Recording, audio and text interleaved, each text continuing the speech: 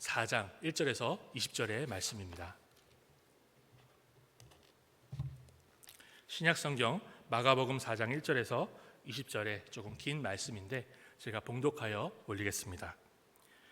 예수께서 다시 바닷가에서 가르치시니 큰 무리가 모여들거늘 예수께서 바다에 떠있는 배에 올라 앉으시고 온 무리는 바닷가 육지에 있더라. 이에 예수께서 여러 가지를 비유로 가르치시니 그 가르치시는 중에 그들에게 이르시되 들으라. 씨를 뿌리는 자가 뿌리러 나가서 뿌릴새 더러는 길가에 떨어짐에 새들이 와서 먹어버렸고 더러는 흙이 얇은 돌밭에 떨어짐에 흙이 깊지 아니하므로 곧 싹이 나오나 해가 돋은 후에 타서 뿌리가 없으므로 말랐고 더러는 가시떨기에 떨어짐에 가시가 자라 기운을 막음으로 결실하지 못하였고 더러는 좋은 땅에 떨어짐에 자라 무성하여 결실하였으니 30배나 60배나 100배가 되었느니라 하시고 또 이르시되 들을 귀 있는 자는 들으라 하시니라. 예수께서 홀로 계실 때에 함께한 사람들이 12제자와 더불어 그 비유들에 대하여 물으니 이르시되 하나님 나라의 비밀을 너희에게는 주었으나 외인에게는 모든 것을 비유로 하나니 이는 그들로 보기는 보아도 알지 못하며 듣기는 들어도 깨닫지 못하게 하여 돌이켜 죄사함을 얻지 못하게 하려 함이라 하시고 또 이르시되 너희가 이 비유를 알지 못할진대 어떻게 모든 비유를 알겠느냐. 뿌리는 자는 말씀을 뿌리는 것이라. 말씀이 길가에 뿌려졌다는 것은 이들을 가리킴이니 곧 말씀을 들었을 때에 사탄이 즉시 와서 그들에게 뿌려진 말씀을 빼앗는 것이요 또 이와 같이 돌밭에 뿌려졌다는 것은 이들을 가리킴이니 곧 말씀을 들을 때에 즉시 기쁨으로 받으나 그 속에 뿌리가 없어 잠깐 견디다가 말씀으로 인하여 환난이나 박해가 일어나는 때에는 곧 넘어지는 자요 또 어떤 이는 가시떨기에 뿌려진 자니 이들은 말씀을 듣기는 하되 세상의 염려와 재물의 유혹과 기타 욕심이 들어와 말씀을 막아 결실하지 못하게 되는 자요 좋은 땅에 뿌려졌다는 것은 곧 말씀을 듣고 받아 30배나 60배나 100배의 결실을 하는 자니라. 아멘.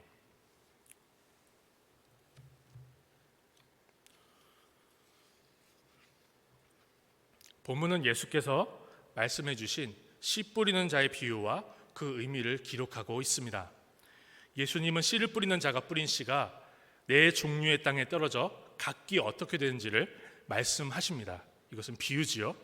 그리고 예수님은 이 비유가 바로 하나님 나라의 비밀을 드러내는 것이다 라고 말씀을 하십니다. 본문 11절인데 이미 읽었지만 제가 다시 읽어보겠습니다. 이르시되 하나님 나라의 비밀을 너희에게는 주었으나 외인에게는 모든 것을 비유로 하나니.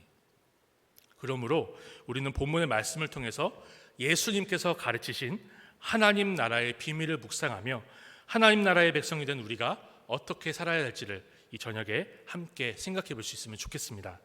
제가 생각하기에 이 씨 뿌리는 자의 비유, 이 말씀은 우리 성도님들께서 이미 너무 잘 알고 또 사랑하시는 본문이라고 생각을 해요.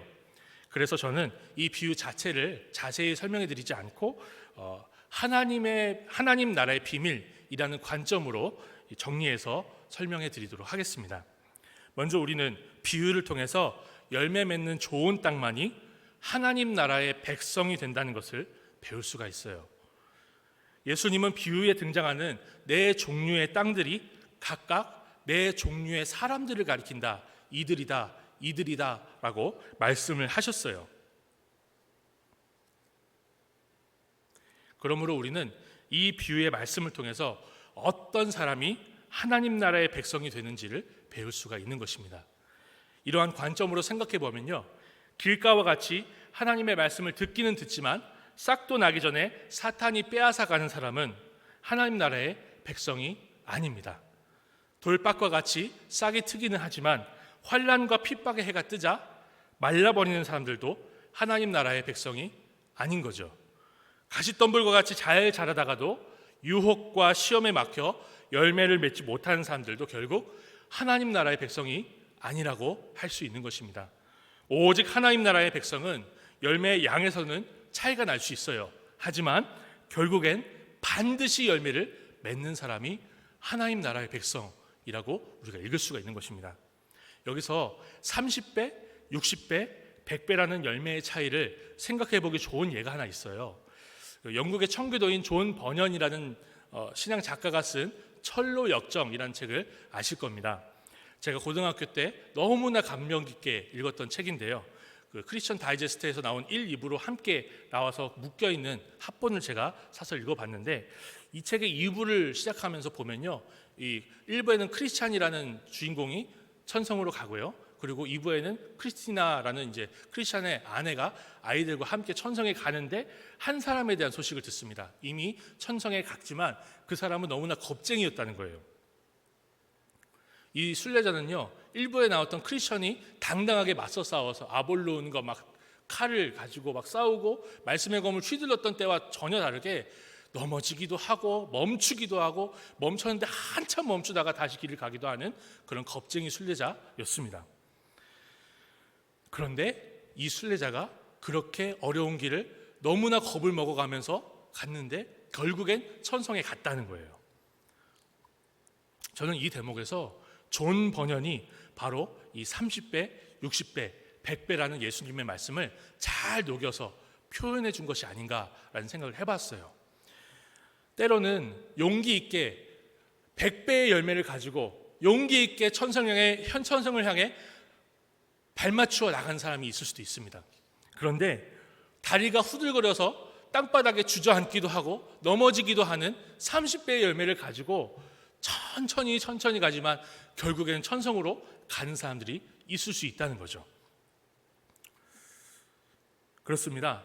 예수께서 가르치신 대로 하나님의 나라 백성은 30배든지 60배든지 100배이든지 그 양에는 차이가 있을 수 있지만 반드시 열매를 맺습니다.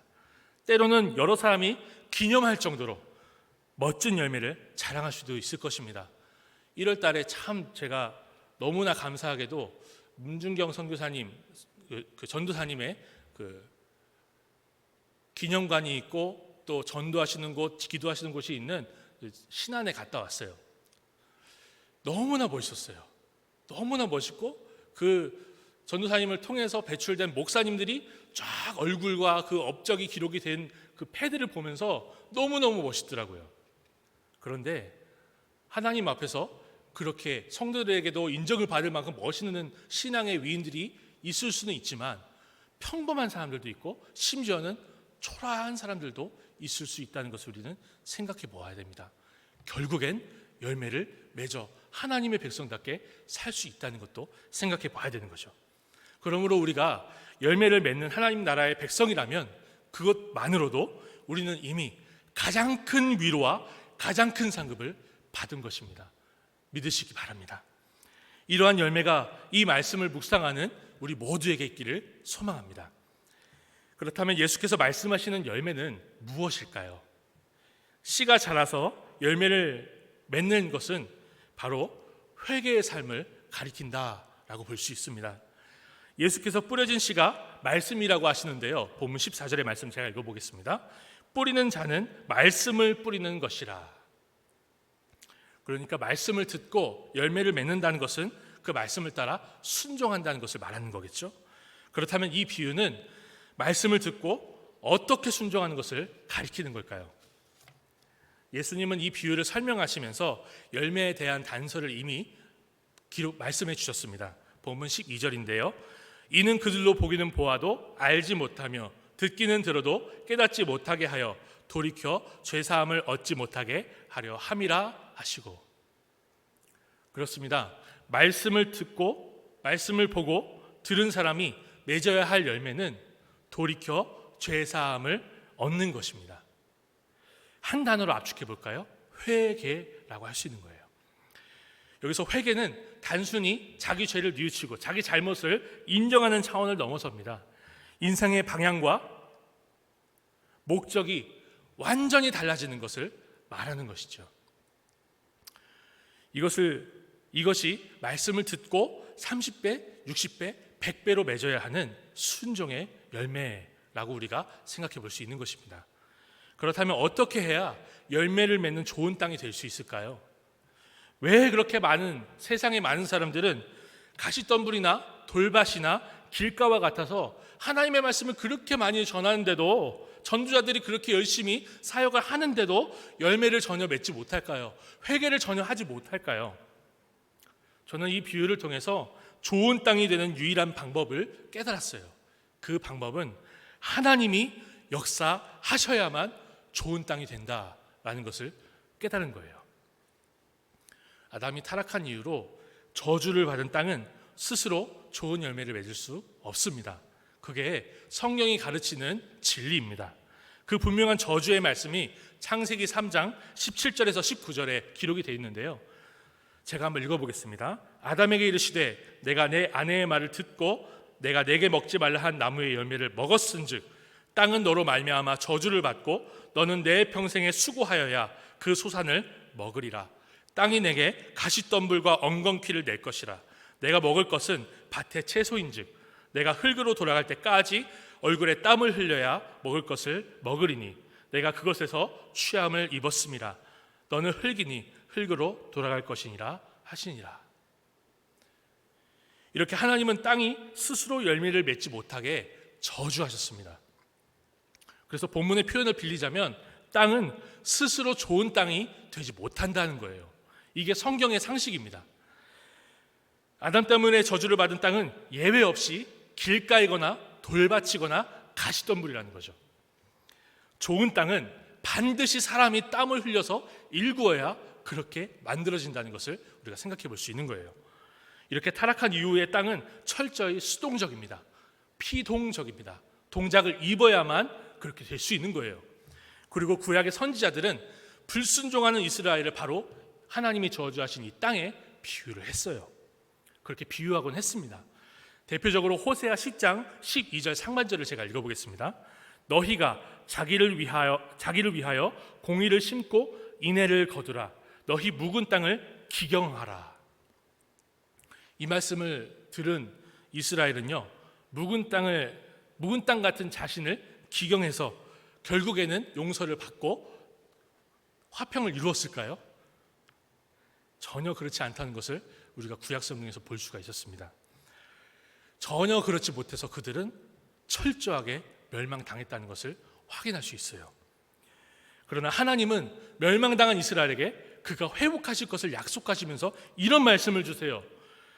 에스겔 36장 26절인데요. 또 새 영을 너희 속에 두고 새 마음을 너희에게 주되 육신에서 굳은 마음을 제거하고 부드러운 마음을 줄 것이며, 좋은 땅으로 만드시겠다는 거죠. 이제 이러한 문맥에서 하나님의 아들이신 예수께서 말씀을 듣는 우리에게 땅에 대한 비유를 하시는 것입니다. 그리고 좋은 땅에 뿌려진 씨가 열매를 맺을 것이라고 말씀하시는 것입니다. 그러므로 이 말씀은 하나님께서 친히 농부와 같이 일하셔서 그가 구원하시는 백성의 마음을 좋은 땅으로 만드신다는 것을 분명히 선포하는 것이라 읽을 수가 있는 것이죠. 이처럼 좋은 땅은 철저히 수동적입니다. 동작을 입어야만 가능한 것입니다. 좋은 땅이 되어 열매를 맺는 것은 하나님이 친히 일하신 결과입니다. 믿으십니까? 우리가 하나님의 말씀을 듣고 그 말씀 앞에 무릎 꿇고 회개하며 주님의 말씀 앞에 순종할 수 있는 것은 우리가 우리의 의로 잘한 것이 아니라 하나님의 일하심이라는 거죠. 그러므로 사람이 하나님의 말씀을 듣고 회개의 열매를 맺는 것은 당연하고 자연스러운 일이 전혀 아닙니다. 오직 하나님의 역사이며 은혜라고 할 수 있는 것입니다. 우리는 이러한 은혜를 받은 거예요. 이것이 예수께서 가르치시는 하나님 나라의 비밀입니다. 그렇다면 이러한 은혜를 받은 우리는 어떻게 살아가야 할까요? 이번 주를 시작하기에 앞서 토요일부터 금요일부터 우리는 또다시 전국적으로 퍼지는 전염병을 뉴스를 통해서 접할 수밖에 없는 그런 일주일을 보내고 있습니다. 그러나 생각해보면 예수를 나의 주, 나의 하나님으로 고백했던 신앙의 선배들은 우리보다 더 끔찍하고 어려운 환경에서도 열매를 맺어 주님께 영광을 돌렸다는 것을 생각해 볼 수가 있습니다. 예수께서 말씀하신 좋은 밭은 그 상황을 뛰어넘어 열매를 맺고 맺어야만 한다는 것을 우리에게 보여준 것이죠. 돌밭에 뿌려진 씨는요, 해가 뜨니까 말라버렸습니다. 그러나 좋은 밭에 뿌려진 씨는 그 동일한 환난과 핍박의 해를 받고도 열매를 맺었다는 것을 생각해 보아야 합니다. 마찬가지로 코로나 사태라는 환난이 열매를 맺는 성도의 삶을 막지 말아야 합니다.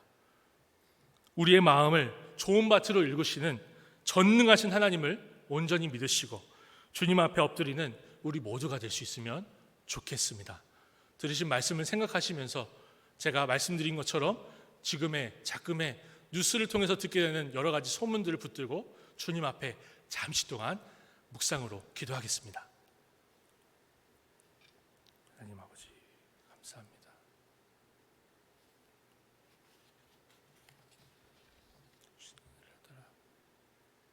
하나님 앞에 나아갑니다. 주여, 아버지